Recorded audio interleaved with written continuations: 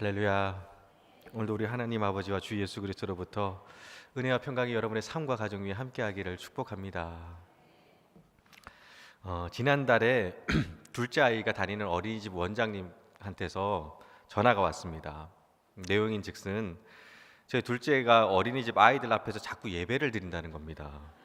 이제 세 돌이 지났는데, 그리고 또 또래 아이들보다 말이 늦어서 표현도 잘 못하는데 아이들을 모아놓고 예배를 드린다라는 것, 기도도 하고 설교도 하고 심지어 축도도 한다는 말이 이해가 되질 않았습니다.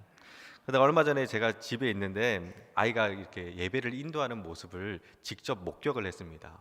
자려고 누웠는데 침대 위 탁자에다가 야쿠르트 2개를 가지고 딱 놓더라고요. 그리고 그 위에 빨대를 딱 꽂는 겁니다. 뭐 하나 싶어서 가만히 보니까 야쿠르트에 빨대 2개를 꽂아서 지금 이 강대성 마이크를 따라한 겁니다.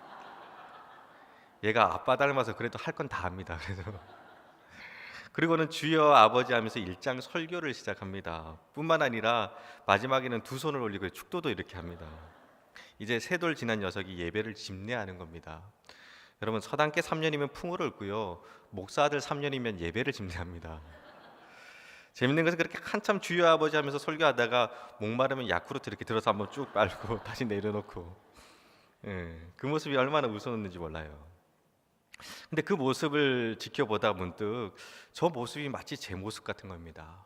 목사이기에 수많은 예배에 참석하고 또한 집례를 합니다. 근데 때로는 겉모습은 주여 아버지하고 예배를 드리고 있는데 진정한 마음을 드리지 못한 채 흉내 내기만 하고 있는 것은 아닌가 하는 도전을 받았습니다. 여러분은 어떠신가요? 작년 한 해 우리는 줄기차게 예배로 돌파하라라는 주제로 바른 예배 캠페인을 진행했습니다. 그러면 하도 많이 들어서 다들 기억하실 겁니다. 우리 다시 한번 들어보도록 하겠습니다. 작년 예배 바른 예배 캠페인입니다. 2017년 바른 예배 캠페인, 예배로 돌파하라. 예배는 전능하신 하나님과의 만남입니다. 그 만남을 통해서 우리는 세상을 이길 힘과 능력을 공급받습니다. 예배 성공이 인생 성공입니다. 더 일찍, 더 앞쪽으로, 더 경건하게 나오시길 바랍니다. 적극적으로 예배하시길 바랍니다. 기도는 뜨겁게, 찬양은 열정적으로, 말씀은 아멘으로 화답합니다. 예배에 집중하세요. 휴대폰은 꺼주시고 선포되는 말씀을 노트에 적어봅니다. 하나님과의 만남을 사모하며 그 만남을 통해서 모든 문제를 돌파하는 춘천중앙교회 성도님들 되시길 바랍니다. 자, 여러분 다 기억나시죠? 매주마다 우리가 들었던 말씀입니다. 그럼 한번 물어보겠습니다. 여러분, 예배 가운데 하나님 만나고 계신가요? 예배로 모든 문제를 돌파하고 계신가요? 사실 시원하게 아멘이란 대답이 잘 안 나옵니다. 왜냐하면 하나님을 만나고 있는지 긴가민가 하고 또 여전히 문제 앞에서 쩔쩔매고 있기에 답을 못하는 겁니다. 그럼 왜 우리는 예배로 모든 문제를 돌파하지 못하는 것일까요? 이유는 진정한 예배를 하나님께 드리고 있지 않기 때문입니다. 새로운 한 해를 시작하면서 저는 오늘 여러분에게 예배에 대한 말씀을 전하려고 합니다. 여러분, 진정한 예배만 드릴 수 있어도 그 인생은 성공한 인생입니다. 이유는 예배를 통해서 우리는 전능하신 하나님을 만나게 되고 그 하나님의 능력이 우리의 삶 가운데 나타나기 때문입니다. 바라기는 올 한 해 예배로 모든 문제를 돌파하는 성도님들이 되시기를 주님의 이름으로 축복합니다. 먼저 말씀을 살펴보면요, 오늘 본문 말씀인 로마서는 1장부터 11장까지 그리고 12장부터 16장까지 크게 두 부분으로 나눌 수가 있습니다. 먼저 로마서 1장부터 11장까지는요 신학적이고 교리적입니다. 의인은 없나니 하나도 없다는 것으로 시작해서 믿음으로 말미암아 구원받게 된다는 구원의 도리에 대해서 말을 합니다. 그렇게 구원의 도리를 깨닫고 나니까 감격하고 찬양을 합니다. 그래서 로마서 11장의 마지막인 36절 말씀을 보면요, 제가 읽어드리겠습니다. 이는 만물이 주에게서 나오고 주로 말미암고 주에게로 돌아감이라. 그에게 영광이 세세에 있을지어다. 아멘. 자, 이렇게 로마서가 끝나도 될 것 같습니다. 근데 여러분, 로마서는 여기서 끝나지 않습니다. 로마서는 11장에서 끝나는 것이 아니라 16장까지 있습니다. 그렇다면 12장부터 16장까지는 무엇을 말하는 것일까요? 그것은 너가 구원의 도리를 깨달았다면, 정말 믿음으로 말미암아 구원받은 하나님의 백성이 되었다면 아는 것에서만 머무는 것이 아니라 그 은혜에 감격해서 찬양 드리는 것으로만 끝나는 것이 아니라 정말 그 구원받은 백성의 삶을 살아가야 된다는 겁니다. 그래서 로마서 12장부터는요, 구원받은 하나님의 백성들이 일상 속에서 어떻게 살아야 되는지에 대한 실제적인 삶의 모습과 태도에 대해서 전하고 있습니다. 그리고 그 시작이 무엇이냐? 바로 예배입니다. 우리 1절 말씀입니다. 우리 1절 말씀 다 같이 한 목소리로 한번 읽어보도록 하겠습니다. 1절 말씀입니다. 그러므로 형제들아, 내가 하나님의 모든 자비하심으로 너희를 권하노니 너희 몸을 하나님이 기뻐하시는 거룩한 산 제물로 드리라. 이는 너희가 드릴 영적 예배니라. 아멘. 그러므로 너희가 믿음으로 말미암아 의롭게 되어 하나님의 백성이 되었다면 너희 몸을 하나님이 기뻐하시는 거룩한 산 제물로 드리라는 겁니다. 그리고 이것이 바로 너희가 드릴 영적 예배라는 겁니다. 무슨 말인가요? 진정 구원받은 성도의 삶의 중심에는 예배가 있어야 된다는 겁니다. 따라서 그리스도인에게서 예배는 드리면 좋고 안 드려도 그만인 그런 문제가 아니라 반드시 꼭 기필코 틀림없이 드려야만 하는 겁니다. 상황이나 처지 또는 조건에 관계없이 무슨 일이 있더라도 예배는 드려야 하는 겁니다. 사실 오랫동안 신앙생활을 하다 보면 예배 드리는 것이 때로는 실증 날 때가 있습니다. 모태신앙으로 교회란 울타리를 벗어나 본 적이 없는 저에게는 학창 시절에 주일에 교회에 가지 않고 하루 종일 놀아보고 싶은 그런 로망이 있었습니다. 하지만 주일 예배에 빠지면 호적의 파일판이니 울며 겨자 먹기식으로 예배에 참석할 수밖에 없었습니다. 그러다가 신학교에 갔는데 예배드림이 더하면 덜하진 않더라고요. 대학 캠퍼스에 낭만을 품고 신입생 오리엔테이션에 참가했는데 예배로 시작해서 예배로 끝나는 겁니다. 또 거기다가 기숙사 생활을 했는데 새벽마다 기숙사 신앙부장 형이 여러분 두 장수들이 들고 다니는 종 있잖아요. 그 종 들고 다니면서 새벽 기도 갑시다 딸랑, 새벽 기도 갑시다 딸랑 그러고 돌아다닙니다. 이렇게 방마다. 나름 캠퍼스의 낭만과 추억을 꿈꾸며 상경했는데 맨날 예배만 드리는 겁니다. 개인적으로 그때 영적인 사춘기였나 봐요. 예배 드리러 가는 게 너무 싫어갖고 옷장 캐비넷에 숨은 적도 많습니다. 그런 신학생이 목사가 되었으니 이것은 전적인 하나님의 은혜라 생각됩니다. 근데 그렇게 예배 드리기 싫어하며 뺏을거리다가 예배 드릴 수 있다는 것이 얼마나 감사한 것인지 저는 군대 가서 알았습니다. 자대 배치를 받고 한창 열심히 일해야 될 일병 때의 일입니다. 겨울이었는데요. 여러분 그거 아세요? 사회에서는 눈이 오면 와 예쁘다, 아름답다, 낭만적이다 라고 말하지만 군인들은 눈 내리는 걸 보면 한숨을 쉽니다. 왜냐하면 하루 종일 저 눈과 씨름해야 되기 때문입니다. 정말 폭설일 경우에는 잠도 못 자고 부대에 있는 모든 눈을 치워야 됩니다. 군대라는 것이 언제 출동할지 모르기 때문에 늘 준비 상태를 유지해야 하기 때문입니다. 아마 이맘때쯤이었던 것 같아요. 주일날 아침부터 눈이 내리기 시작하는데 거의 시야가 안 보일 정도로 눈이 펑펑 내리는 겁니다. 평소 주일에는 아침 조모를 취하고 각자 개인 정비라고 해서 휴식을 취하는데 그날은 아침도 못 먹고 제설 작업을 시작했습니다. 10시가 돼도 이놈의 눈이 그칠 줄 모릅니다. 그리고 또 부대가 좀 넓습니까? 여기 치우고 나면 저기 쌓이고 또 저기 치우고 나면 여기 쌓여 있고 그래서 한참 제설 작업을 하는데 어느덧 시간이 10시 40분이 되어가고 있었습니다. 보통 이맘때쯤이면 종교 행사 참석하라고 방송이 나오는데 그럴 기미도 전혀 안 보이는 겁니다. 그렇다고 한참 열심히 일해야 될 일병 때에 자기 고참들은 다 힘들게 제설 작업을 하는데 교회에 가겠습니다라고 말할 수 있는 처지도 아니었습니다. 10시 50분쯤 되니까 부대 교회의 확성기를 통해서 찬송가가 울려 퍼집니다. 그런데 그 찬송가가 하필이면 나 같은 죄인 살리신이었습니다. 눈은 펑펑 쏟아지죠. 예배 시간은 다 되어가는데 꼼짝달싹할 수 없죠. 나 같은 죄인 살리신이라는 찬송가가 정말 구슬프게 계속 울려 퍼지는데 마음속에서 엄청나게 소용돌이 치는 겁니다. 만약 지금 허락 없이 교회 간다면 징계를 받을 게 뻔합니다.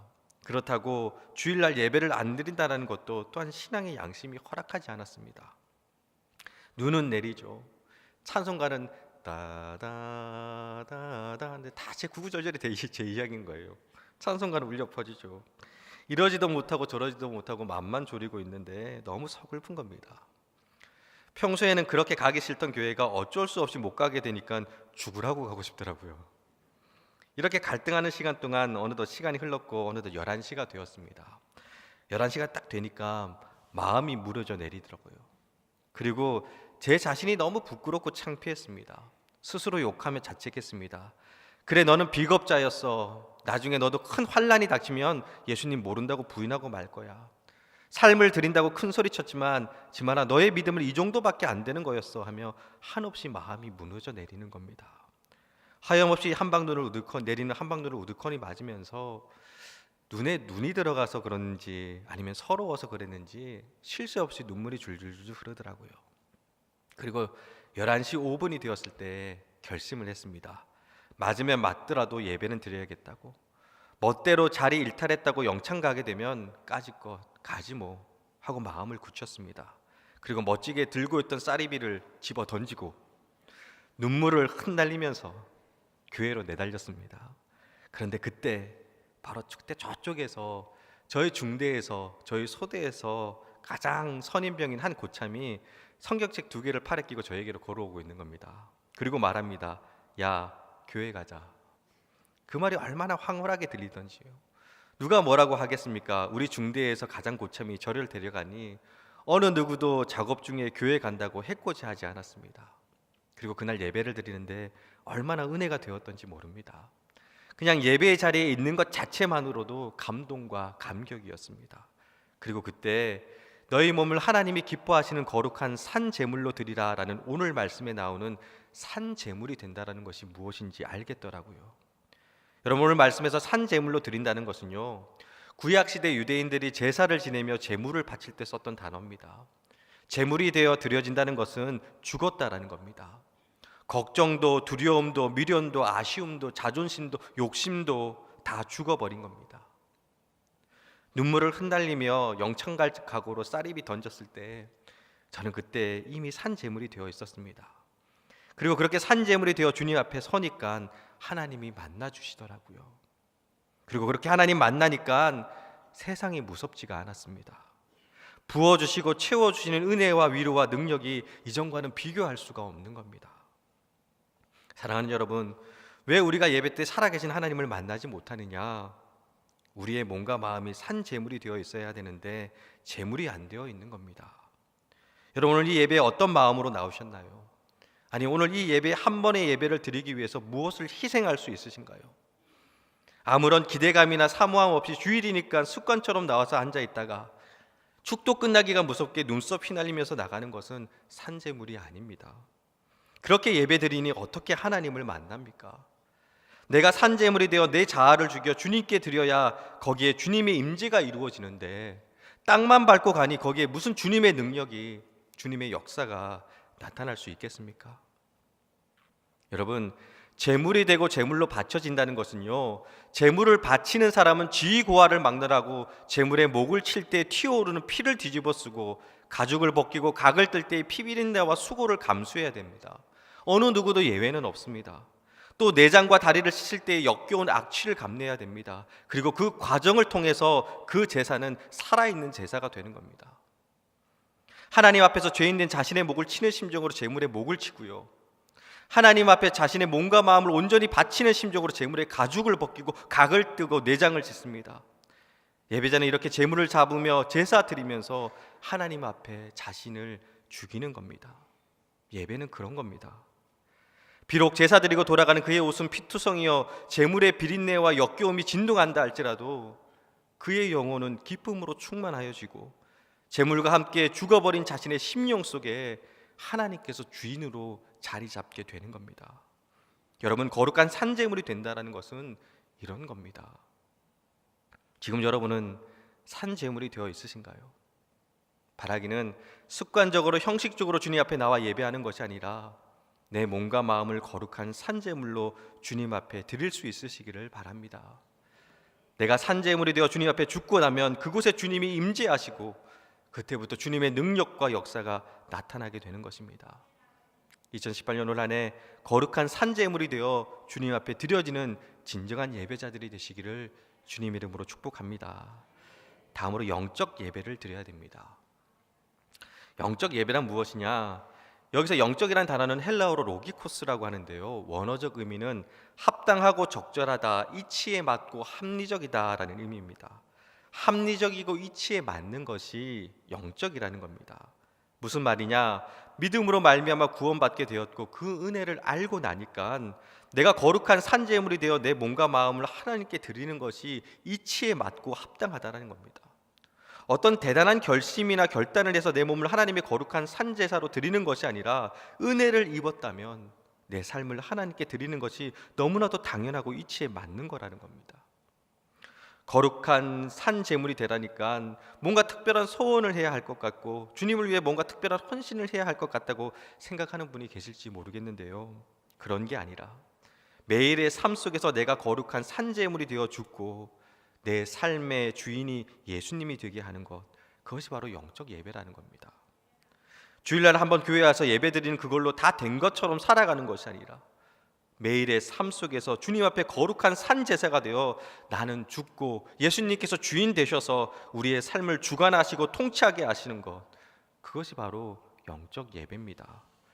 그래서 삶 전체가 예배가 되게 하는 것이 바로 영적 예배입니다. 그런 의미에서 2018년 바른 예배 캠페인의 주제는요, 삶으로 예배하라입니다. 주일날 한번 교회 와서 예배드리는 것으로 끝나는 것이 아니라 삶 속에서 끊임없이 하나님을 예배하고 갈망하는 겁니다. 속상하고 안타까운 것은 우리 교회에 수천 명의 예배자들이 있습니다. 근데 여러분, 수요 예배나 새벽 기도에 다들 어디 숨어 계시나 봐요. 잘 안 보입니다. 다들 어디 계시나요? 가끔 그런 질문을 받습니다. 목사님, 왜 저에게는 하나님의 능력이 나타나지 않는 걸까요? 많은 분들이 이 질문을 갖고 계실 겁니다. 하나님의 능력이 막 나타났으면 좋겠는데 좀처럼 잘 나타나지 않습니다. 이유가 뭘까요? 삶이 예배가 안 되었기 때문입니다. 능력이 나타나길 원하기 전에 지금 나는 일주일에 몇 번이나 예배하고 있는지 먼저 점검해 보셔야 됩니다. 삶이 예배가 될 때 능력도 나타나게 되는 겁니다. 그러면 제가 보기와는 다르게 초등학교 시절에 공부를 잘 못했습니다.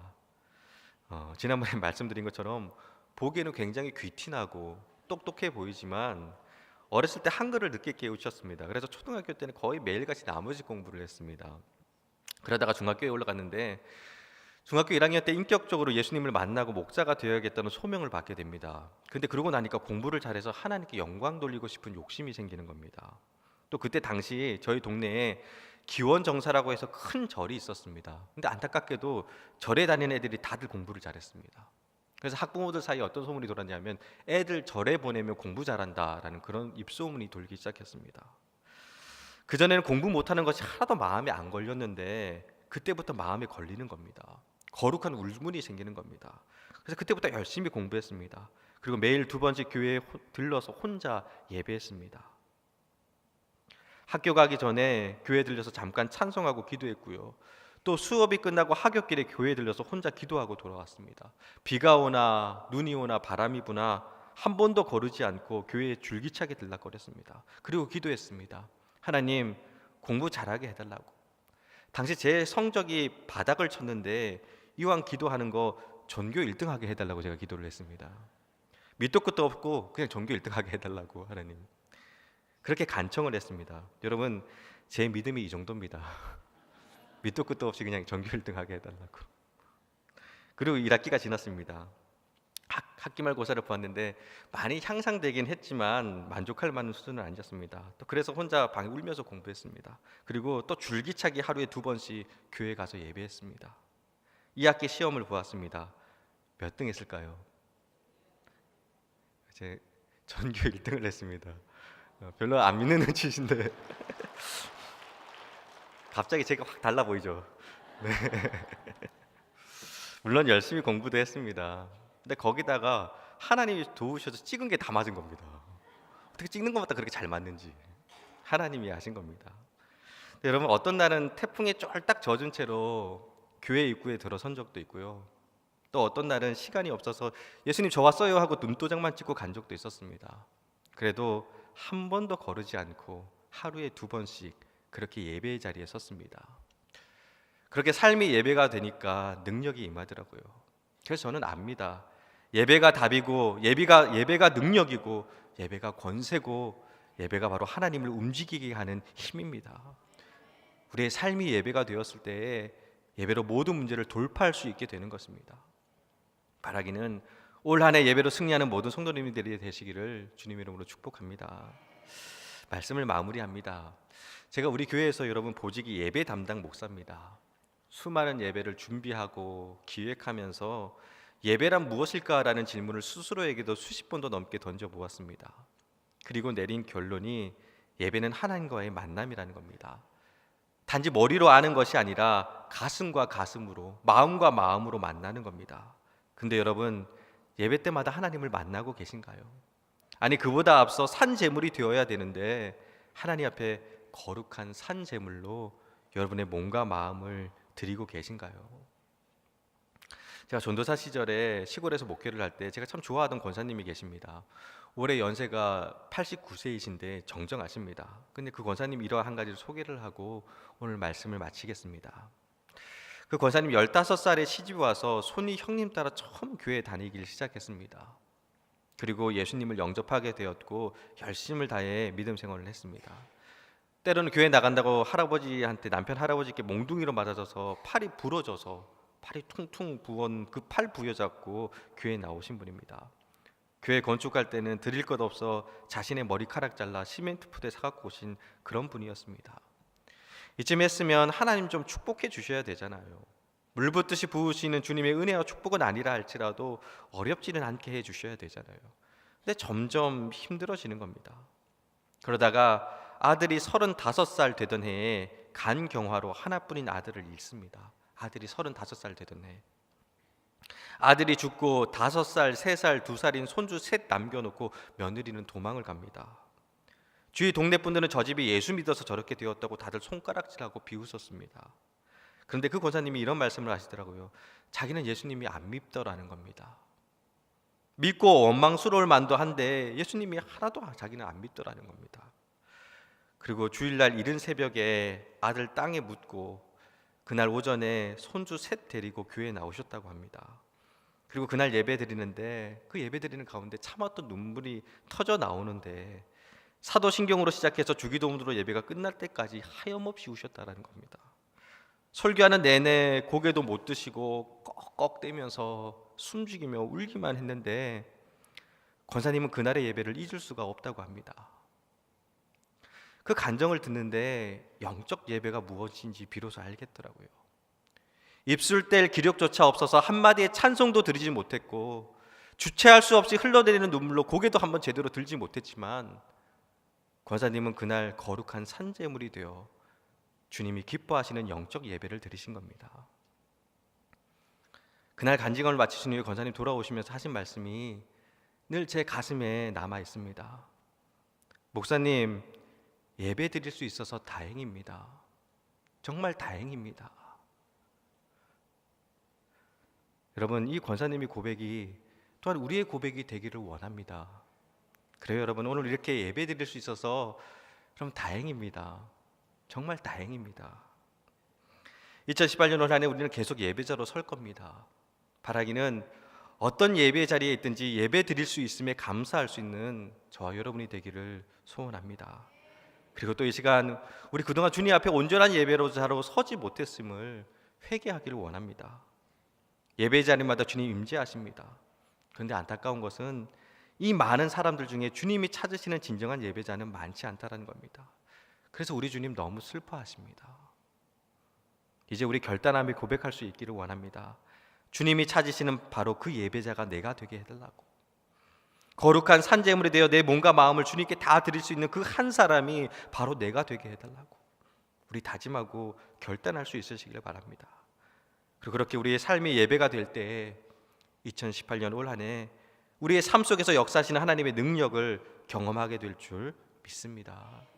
삶이 예배가 되어 모든 문제를 돌파하며 하나님의 영광을 드러내는 진정한 예배자들이 되시기를 주님의 이름으로 축원합니다.